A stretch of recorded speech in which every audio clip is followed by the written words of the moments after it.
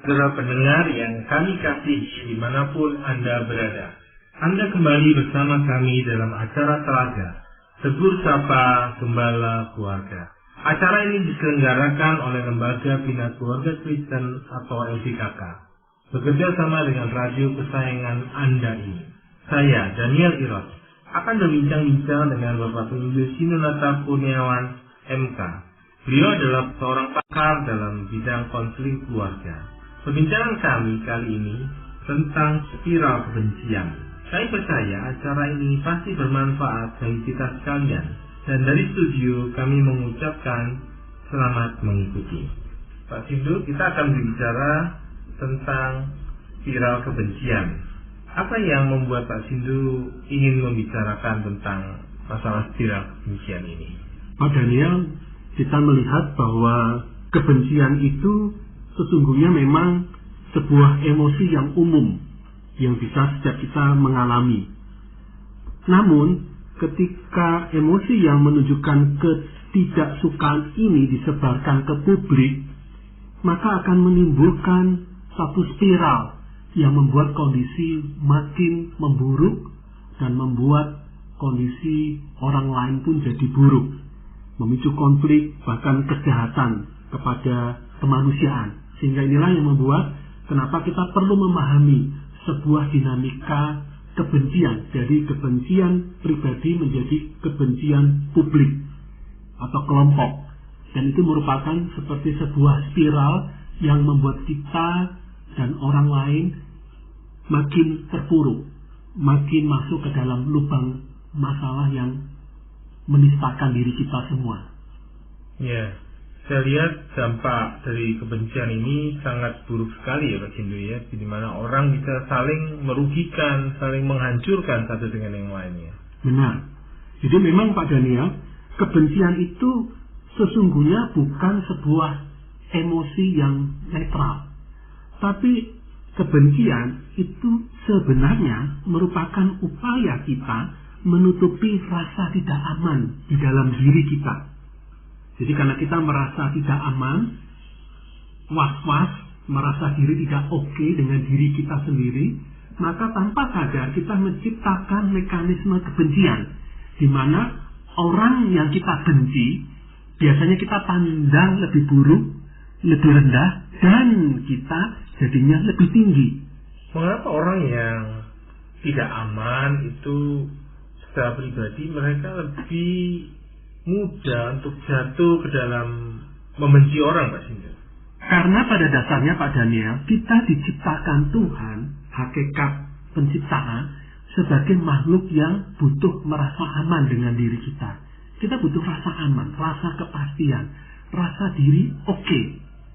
Maka ketika kita merasa nggak oke, secara refleks kita akan menciptakan sebuah cara, mekanisme untuk mengisi rasa aman, sekalipun artinya rasa aman yang palsu, yaitu dengan cara kita memburukkan orang lain, menjelekkan dan membenci orang lain, supaya saya kelihatan lebih tinggi. Dengan saya merasa diri lebih tinggi, saya akan merasa aman, saya akan merasa oke. Namun sayangnya rasa aman dan rasa oke yang palsu. Namun Pak Daniel, memang bukan berarti serta-merta orang yang memiliki rasa tidak aman pribadi pasti membenci orang lain. Nah, ada kalanya orang karena tidak punya rasa aman pribadi, apa yang dilakukan?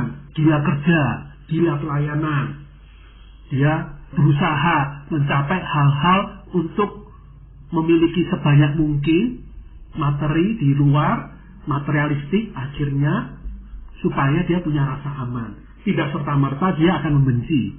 Tapi orang yang membenci bisa dipastikan adalah orang yang tidak punya rasa aman di dalam dirinya. Ya, karena dia berarti berusaha menempatkan diri di atas orang yang dibencinya, begitu Pak Sindu. Betul. Jadi perlu orang-orang percaya menyadari tentang hal ini berarti. Apa yang Pak Sindu ingin sharingkan lebih dalam lagi tentang spiral kebencian ini, Pak Sindu? Jadi spiral kebencian ini saya kutip Pak Daniel, paparan dinamikanya ini dari seorang ahli psikologi yang bernama Bapak Jack Schaefer, PhD, seorang doktor dalam bidang psikologi yang bahkan beliau sudah menghasilkan beberapa karya buku, dan beliau bekerja untuk Badan Investigasi Federal Amerika Serikat atau yang kita kenal dengan singkatan FBI. Ada 7 tahap spiral kebencian. Ya, apa tahap yang pertama, Pak Sindu? Tahap pertama adalah pembenci mengelompok, yaitu di mana sang pembenci, orang yang membenci, umumnya akan mengajak orang-orang lain di sekitarnya untuk ikut-ikutan membenci. Jadi dengan semakin dia mengajak, justru semakin memperkuat rasa bencinya dan semakin menutup jalan untuk dia bisa introspeksi kepada dirinya.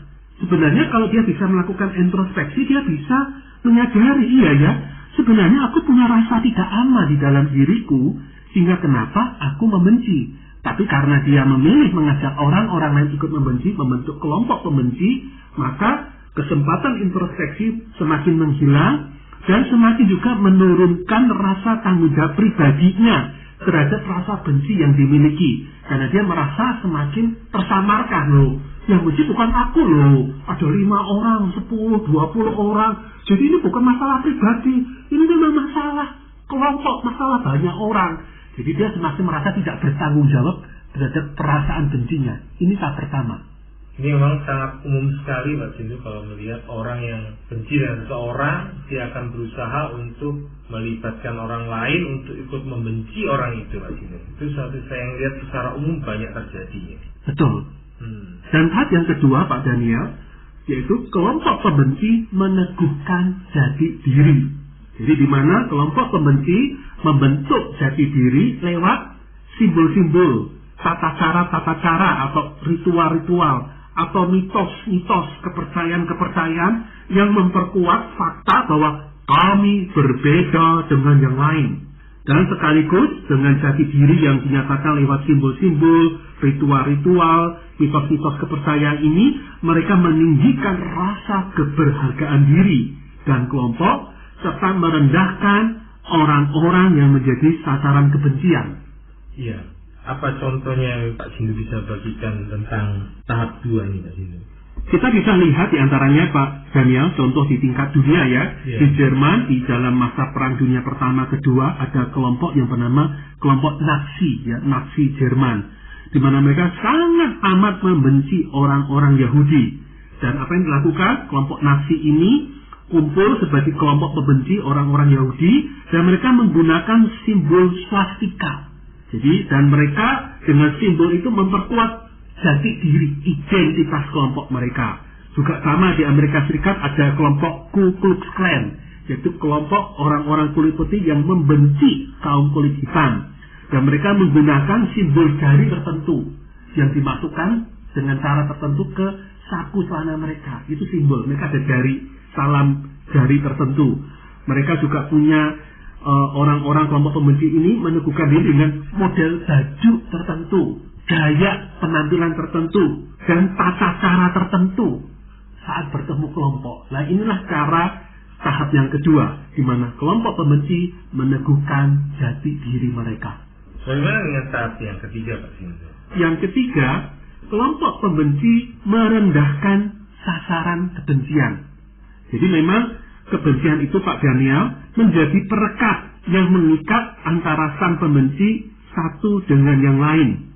Baik dengan ujaran kebencian yang disampaikan secara lisan, ejekan-ejekan yang merendahkan orang-orang yang menjadi sasaran kebencian, maka para pembenci ini memperkuat gambar diri masing-masing dan status kelompok. Jadi biasanya di dalam kelompok pembenci ini mereka merendahkan orang-orang yang menjadi sasaran kebencian lewat diantaranya lirik-lirik lagu. Mereka mengarang lagu-lagu yang rasis atau lagu-lagu yang merendahkan, menghina orang yang dibenci. Mereka menulis brosur-brosur, menyebarkan untuk dibaca bersama-sama, disebarluaskan. Jadi menyediakan atmosfer yang kondusif bagi tumbuh suburnya kebencian. Di tahap yang ketiga ini, sejalan dengan kebencian yang semakin disuburkan, perendahan terhadap orang-orang yang dibenci itu, muncullah aksi-aksi kekerasan dan agresivitas yang semakin meningkat. Jadi semakin orang sering memikirkan rasa bencinya, rasa agresinya semakin muncul, maka semakin besar pula peluang munculnya tingkah laku atau tindakan-tindakan agresif. Maka dengan demikian, setelah secara konstan menyebarkan fitnah dan ujaran kebencian, maka para pembenci bergerak maju ke tahap yang makin sengit, yaitu di tahap yang keempat. Sangat membahayakan sekali dengan perilaku agresivitas itu ya Pak Sindu ya. Ya. Bagaimana dengan tahap yang keempat Pak Sindu? Di tahap yang keempat ini, kelompok pembenci menghina sasaran kebencian. Jadi kebencian, Pak Daniel, pada sifat alaminya berubah secara bertahap. Pada dasarnya, waktu akan mendinginkan bara api kebencian, sehingga akan memaksa sang pembenci ini untuk melihat ke dalam diri mereka.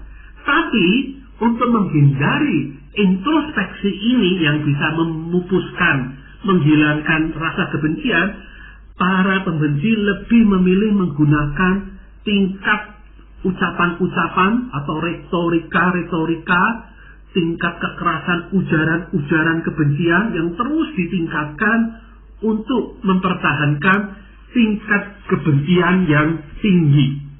Lucu sekali memang ya, orang itu malah berusaha meningkatkan kebencian mereka begitu Pak Sindu ya. Ya, jadi mereka kemudian juga memunculkan gestur-gestur tubuh, sikap-sikap tubuh, posisi-posisi tubuh, gerak-gerak tubuh yang menyerang dan menghina sasaran kebencian itu, orang-orang yang dibenci. Misalnya di tahapan ini orang-orang yang rasis, yang membenci ras yang berbeda, dia biasanya akan menyampaikan teriakan penghinaan rasial dari mobil yang sedang melaju atau dari kejauhan.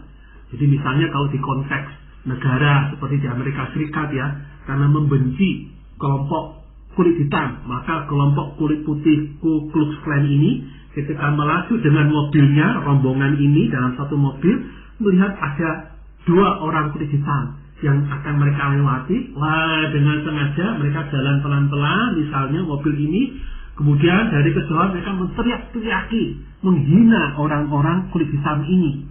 Dari kejauhan menyampaikan teriakan penghinaan. Atau muncul dalam konteks Nazi Jerman, orang Nazi Jerman punya gerak hormat dan sinyal tangan tertentu yang disertai hinaan rasialis terhadap orang Yahudi. Muncul juga Pak Daniel, coretan-coretan di tembok-tembok atau disebut grafiti penghinaan yang muncul di daerah-daerah kekuasaan mereka.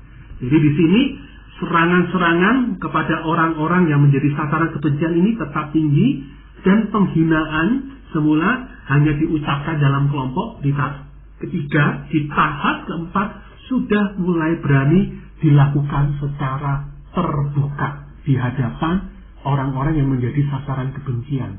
Tentu sampai tahap 4 ini, orang yang mengungkapkan kebencian itu sungguh menyakitkan hati orang-orang yang mereka berikan hinaan begitu Pak Sindu. Ya, dan itu menjadi semacam teror Pak Daniel ya. Teror-teror perasaan, rasa tercekam, rasa takut, karena biasanya juga mereka melakukannya dalam grup. Dan yang diserang mereka sudah diperhitungkan tidak mungkin membalas. Jadi mungkin jumlahnya lebih sedikit ya, atau dalam posisi tampilan fisiknya, ini bukan orang yang bisa membalas.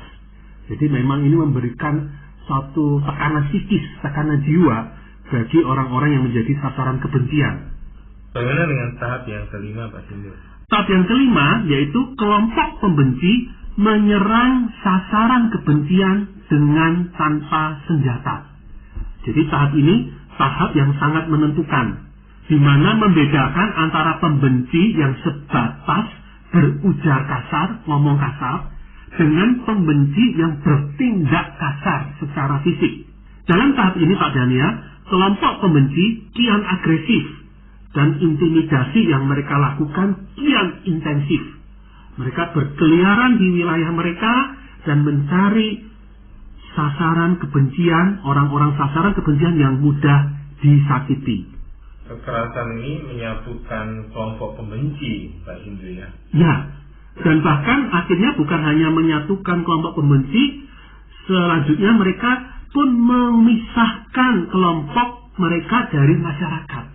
Jadi dengan tindakan kekerasan yang mereka lakukan, disatukan antar anggota, sekaligus antar anggota dalam kelompok ini memisahkan diri dari masyarakat pada umumnya.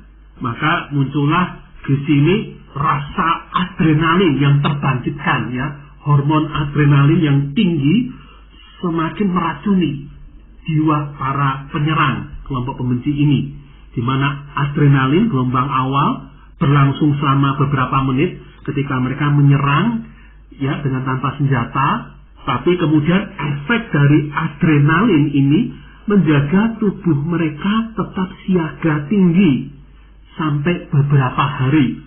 Maka dalam beberapa hari itu pemikiran-pemikiran, tindakan-tindakan yang memprovokasi kemarahan terus muncul bertubi-tubi, Pak Daniel, membangun di atas adrenalin yang tersisa tadi dan memicu sebuah tanggapan yang makin keras daripada awal yang sesungguhnya. Kemarahan dibangun di atas kemarahan, bereskalasi, semakin tinggi, semakin membesar, semakin memanas amarah kebencian dalam kelompok pembenci ini, Pak Daniel. Ya, tentu orang yang hidup dalam kebencian ini betul-betul sangat subjektif dan lagi tidak bisa berpikir dengan akal sehat, begitu Pak Sindu. Ya, jadi mereka mungkin mulai membullying, kalau bahasa sekarang ya Pak Daniel, ya, kelompok pembenci, oh ya kamu apa kamu, didorong badannya orang yang dibenci itu rame-rame, keroyokan, ya, ini menyerang tanpa senjata atau menendang atau menjegal sambil menghina, menertawakan. Nah, ketika mereka melakukan aksi penghinaan dan kekerasan fisik, adrenalinnya itu bangkit. Cuma beberapa menit, tapi dampaknya beberapa hari. Akhirnya semakin meningkatkan, mereka ingin mengulangi tindakan kekerasan tanpa senjata ini, Pak Daniel. Oh ya, itu sepertinya mereka ingin memperoleh perasaan-perasaan itu ya, dari adrenalin yang tinggi itu, Pak Sindu. Iya, betul. Bagaimana dengan tahap yang keenam, Pak Sindu? Tahap yang keenam, kelompok pembenci menyerang sasaran kebencian dengan senjata. Jadi di tahapan ini, Pak Daniel, serangan fisik kepada orang-orang sasaran kebencian sudah mulai menggunakan benda-benda di sekitar mereka hingga senjata api. Jadi bisa juga di tahap yang keenam ini kelompok pembenci melakukan sabotase, menyerang kepentingan-kepentingan orang yang menjadi sasaran kebencian. Tujuannya sama semuanya hal ini, Pak Daniel, yaitu menunjukkan dominasi, penguasaan sang kelompok pembenci terhadap orang-orang yang menjadi sasaran kebencian. Ya, mereka sampai tahap menggunakan senjata ini tentu sangat membahayakan nyawa nih, Pak Sindu. Betul, mereka bisa menggunakan botol yang dipecah, menggunakan tongkat kasih untuk memukul, menggunakan benda tumpul, obeng atau gesper, sabuk, ya, yang bisa melukai. Jadi dengan senjata-senjata semacam ini mereka bisa berhadapan langsung. Sang penyerang dengan korban yang dibenci dan diserang ini menjadi lebih dekat. Dia bisa menunjukkan kedalaman kemarahan pribadi mereka. Dan kemudian ketika darah tercurah lewat aniaya yang mereka lakukan secara fisik dengan senjata, membuat mereka tambah puas. Kemarahan mereka semakin terlampiaskan. Atau bisa juga mereka melepaskan senjata api, Pak Daniel, dari kejauhan. Dan ini menghalangi kontak pribadi. Jadi dengan cara inilah mereka ujungnya aku berkuasa atas orang-orang yang aku benci. Ya, pembunuhan sangat mudah terjadi di tahap ini, Pak Sindu, ya? Betul, bisa terjadi di tahap yang keenam ini. Dan terlebih lagi, Pak Daniel, yaitu di tahap 7. Di mana di tahap 7 kelompok pembenci menghancurkan sasaran kebencian. Jadi benar-benar dia ini, kelompok pembenci ini, Pak Daniel, berlaku merasa seperti Tuhan. Aku tuh seperti Tuhan yang punya kekuasaan yang sangat besar, berkuasa atas hidup dan mati orang-orang yang kami benci. Dan ini membuat perasaan yang nyaris seperti Tuhan ini membuat mereka melakukan tindak kekerasan yang makin brutal. Dan itu ujungnya pembunuhan tadi, Pak Daniel. Dan ketika itu terjadi, datanglah rasa keberhargaan diri, yang sebenarnya memang tidak dimiliki oleh para pembenci ini. Namun kebenarannya Pak Daniel, pada dasarnya bukan hanya orang-orang yang dibenci yang hancur di tahap ketujuh ini. Para pembenci yang menghancurkan juga turut hancur secara psikologis karena kekerasan, kebrutalan mereka ini. Ya, apa yang membuat para pembenci ini turut hancur, Pak Sindu? Jadi dalam hal ini sebenarnya mereka menang mungkin secara fisik. Oh, yang kami benci itu mati, hancur lebur. Rumahnya kami bakar, hartanya, keluarganya kami hilangkan. Tapi sebenarnya mereka juga hancur secara harkat martabat mereka. Maaf, mereka bukan lagi menjadi manusia yang mulia, yang punya keluhuran budi. Tapi maaf, menjadi seperti seekor binatang. Menjadi serigala bagi sesamanya. Mereka menang secara fisik. Tapi harkat, martabat, kehormatan, kejiwaan mereka semakin terburuk. Tidak ada lagi nurani. Tidak ada lagi moralitas kebenaran. Tidak ada lagi kepekaan hati. Jadi pada dasarnya sang pembenci yang menghancurkan korban sasaran kebencian ini juga sama-sama hancur. Ini kita bisa lihat contohnya di dalam kelompok dengan kelompok, geng satu dengan geng yang lain, kelompok pendukung bola dengan pendukung yang lain. Betul, Pak Daniel. Dan juga bahkan suami istri pun bisa masuk di dalam kebencian ini, Pak Sindu, ya. Betul. Nah, kalau kita melihat penerapan praktis dari spiral kebencian ini, bagaimana Pak Sindu prosesnya atau polanya begitu? Jadi memang model spiral kebencian ini, Pak Daniel, juga bisa kita lihat secara keseharian ya, di lingkungan kerja misalnya. Jadi misalnya kita membenci rekan kerja kita, entah alasan apapun, dia kita jadikan sasaran kebencian kita. Maka secara alami, di tahap pertama kita akan mengajak orang-orang lain, ayo, kamu gak suka toh sama dia kan? Kamu kan gak suka kan? Kamu kan disakiti toh?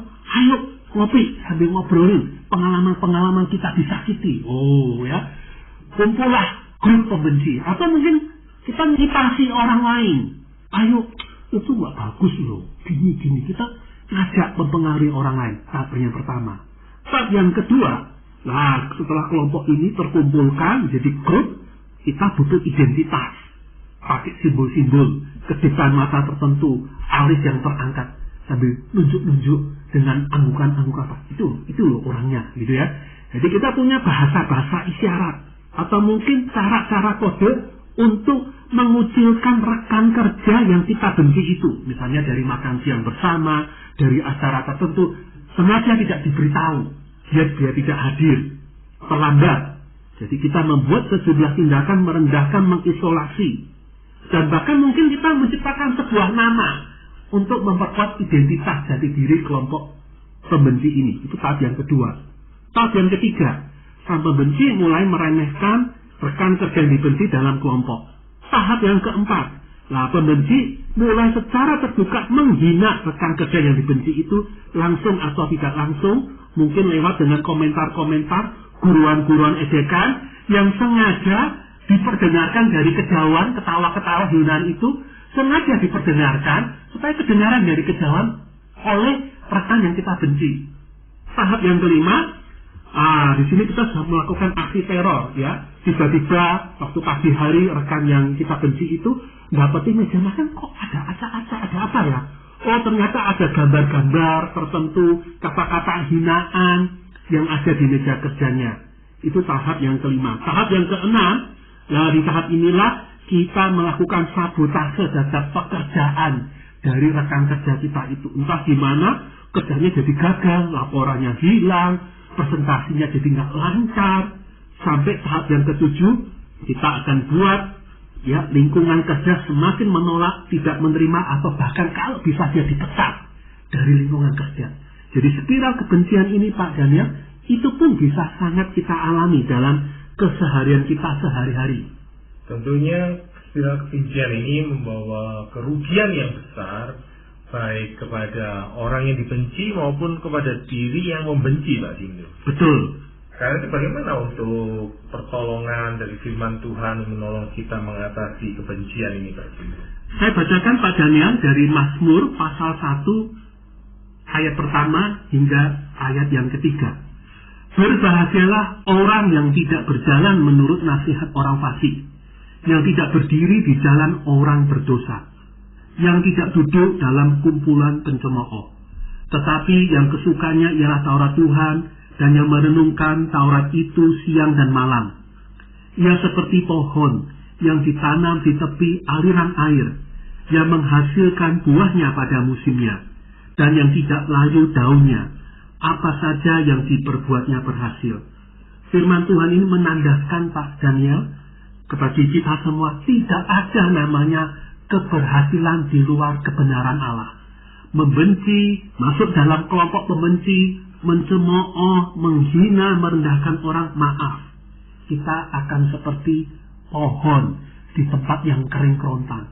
Hanya kalau kita hidup dalam kebenaran, dalam kasih, dalam pengampunan, dalam kemurnian diri, maka ada berkat dan keberhasilan diri kita, keluarga kita, karir kita, pelayanan kita, dan totalitas hidup kita. Maka mari tinggalkan kebencian. Kalau kita muncul rasa kebencian, tidak apa-apa. Artinya, akui Tuhan, aku punya rasa benci. Buang sampah-sampah jiwa. Pilihlah jalan mengampuni. Ambil jarak yang aman.